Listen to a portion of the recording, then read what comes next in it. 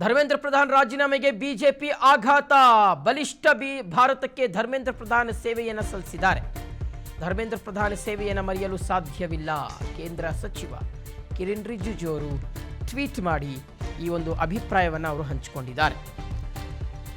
ಬಲಿಷ್ಠ ಭಾರತಕ್ಕೆ ಧರ್ಮೇಂದ್ರ ಪ್ರಧಾನ್ ಸೇವೆಯನ್ನು ಸಲ್ಲಿಸಿದ್ದಾರೆ. ಧರ್ಮೇಂದ್ರ ಪ್ರಧಾನ್ ಸೇವೆಯನ್ನ ಮರೆಯಲು ಸಾಧ್ಯವಿಲ್ಲ. ಕೇಂದ್ರ ಸಚಿವ ಕಿರಣ್ ರಿಜಿಜು ಟ್ವೀಟ್ ಸಂದೇಶವನ್ನ ಸಾರಿದ್ದಾರೆ.